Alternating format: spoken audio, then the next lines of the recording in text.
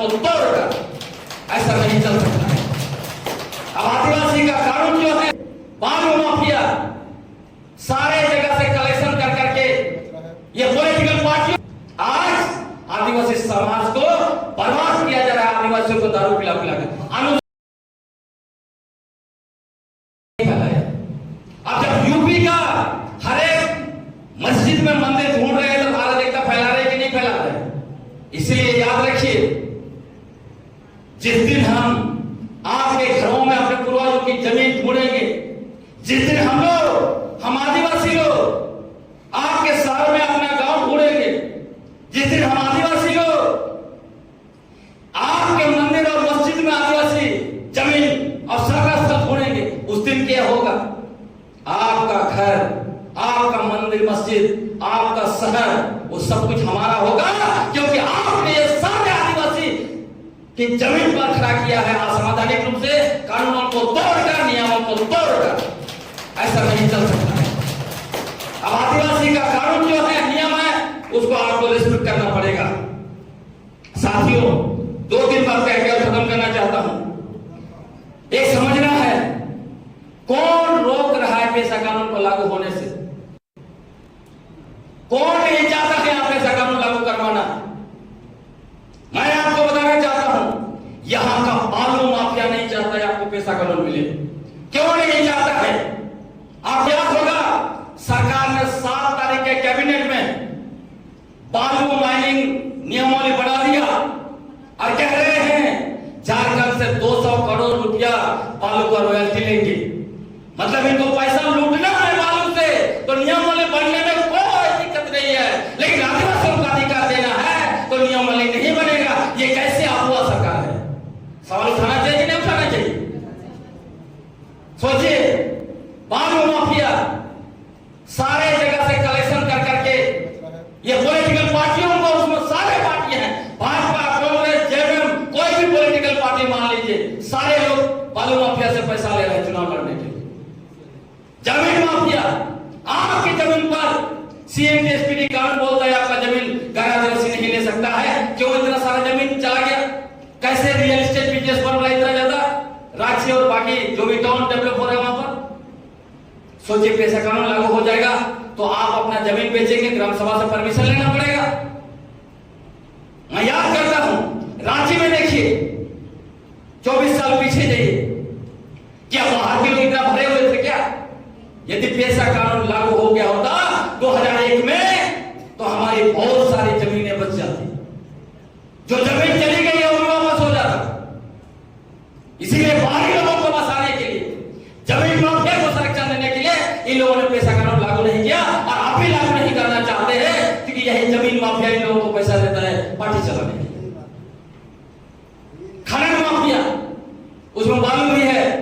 आप सोचिए कि आप जब कोई क्राइम करते हैं, तुरंत जो है कि पकड़ के पुलिस आपको डाल देते हैं जेल में, लेकिन आपके पहाड़ पर इतना बड़ा बड़ा क्रशर चल रहा है, कोई नहीं पकड़ता। क्यों?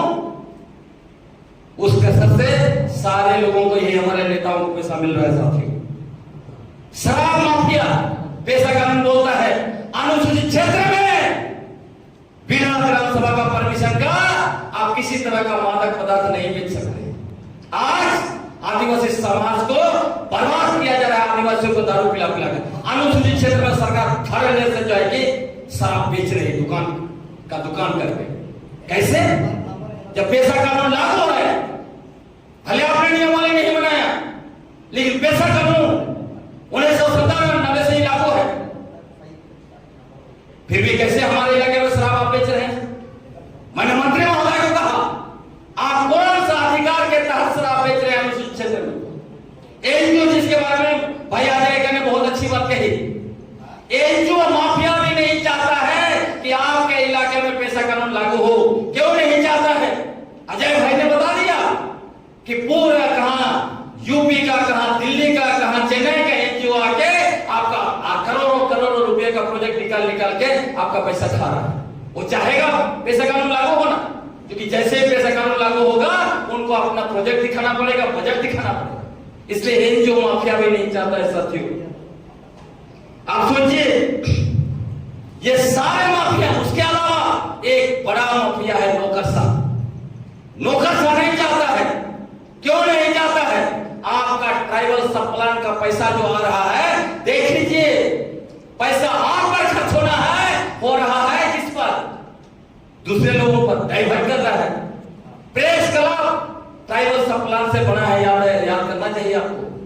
अभी जो है यहां जो फिल्म बनाएंगे उसमें आपका 11 लाख रुपया को उन्होंने दे दिया। बताइए कितने आदिवासी फिल्म मेकर, किसी को नहीं मिला? किसको मिल रहा है पैसा? इसी टाइप का चीजें जो है कि की जा रही है। उसके अलावा डिस्ट्रिक्ट मिनरल फाउंडेशन ट्रस्ट, वहां का पैसा जो आपका खनन क्षेत्र का है, वो पैसा वापस आना चाहिए आपके विकास के लिए, आपके जो है कि शिक्षा के लिए, आपका रोजगार के लिए। उसको क्या कर रहा है? डीसी और डीडीसी मिलकर बंधन बांट कर रहा है। का एक सीएजी का रिपोर्ट आया, उसने कहा बोकारो का डीसी 1 करोड़ रुपया से ओपन जिम बना दिया। बताइए, रांची का डीसी का बंगला बना दिया मैं कर आपका चतरा का लोहारदगा का डीसी कहीं टॉयलेट बनवा रहा है, कहीं फर्नीचर खरीद रहे हैं अपने ऑफिस के लिए। बताइए, और हमारे नेता कहते हैं आवाज नहीं उठाओ, आवाज उठाओगे तो ये सरकार गिर जाएगी। बाप रे बाप। तो आपको यह समझना पड़ेगा कि हम लोगों को ये लोग गुमराह कर रहे हैं, गुमराह करना चाहते हैं। मैं आपको आखिरी बात यह कहना चाहता हूं, आखिर जो सरकार अगुआ सरकार कहती है खुद को, भाजपा सरकार जिसने हमारा सरना को लैंडमाइन में डाल दिया, पूंजीपतियों के लिए सीएनजी एसपीटी जैसे कानून जो हमारे पूर्वजों के खून से लिखे गए दस्तावेज को जो है उन्होंने हमला बोला, उस पर हमला किया, 3 मिनट में विधानसभा में संशोधन किया। हम लोगों को धर्म के नाम पर, सरना ईसाई के नाम पर मुद्दा लड़वाया, इसीलिए हमने उनको उखाड़ के फेंका। आपको मैं बताना चाहता हूं, आज भी सरना ईसाई के नाम पर मुर्गा लड़ाया जा रहा है। जितना भी सरना ईसाई के नाम पर आप मुर्गा लड़ाई करिएगा, उतना ही आप ज्यादा लूटे जाएंगे, याद रखिएगा। आज हम लोग सबसे ज्यादा थरामी करते रहते हैं। मुर्गा लड़ाई देखे ना आप लोग, दोनों मुर्गा को ऐसा दवा और घास खिलाया जाता है। दोनों मुर्गा को लगता है कि हम इसको मार देंगे, उसको लगता है हम उसको मार देंगे, उससे ज्यादा ताकतवर है। दोनों एक दूसरे को मारता है। कभी कभी आप देखिएगा दोनों मर जाते हैं और लड़ाने वाला दारू लेके आता है, तो पकाता है, चाव से खा रहा है, पैसा भी जीत लिया। और मुर्गों का क्या हुआ? दोनों मर गए ना। यही हालत हमारी हो रही है। जब तक हम देखते हैं सरना ईसाई के नाम पर हम मुर्गा लड़ाई कर रहे हैं, मुर्गा लड़ाई जैसे खत्म हो जाता है, हम देखते हैं हमारी जमीन पर बाहरी दीपों का बहुत बड़ा अपार्टमेंट बन गया, पोस्ट बिल्डिंग बन गया, हमारे पहाड़ पर उनका क्रशर लग गया, हमारी नदी पर उनका ट्रक जाके हमारा बालू छीन के जाके बेच खा रहा है। हमारा जंगल को उजाड़ के टिम्बर बेच के वो जो है कि मालिक बन रहा है, बड़ा बड़ा अपार्टमेंट बना रहा है। हमारा कोयला छीनकर, हमारा आयरन ओर छीनकर, बक्साइट छीनकर उनके महल बन रहे हैं। रांची घूम के देख लीजिए, 20 साल पहले क्या था, अभी पूरा का पूरा रांची में महल बन गया। किसका पैसा है? कैसे आपने आदिवासियों की जमीन पर महल खड़ा कर दिया? कौन सवाल उठाएगा? आपका नेता नहीं उठाता है, क्योंकि भाजपा वालों को पता है इन आदिवासियों को सरना ईसाई के नाम पर मुर्गा लड़ाओ, ये लोग हमें वोट देंगे। झारखंड मुक्ति मोर्चा और कांग्रेस को पता चल गया है कि आदिवासियों को डराओ, आदिवासियों को बार बार डराओ कि हमको अगर वोट नहीं दिया तो भाजपा आ जाएगी और आपका सब कुछ छीन लेगी। अभी स्पष्ट हो गया। आपको मैं बताना चाहता हूं, भाजपा आपको एक बार में मटियामेट करना चाहती है, अनाकोंडा सांप जैसा। वो निकल गया अनाकोंडा सांप, आपका अस्तित्व मिट गया।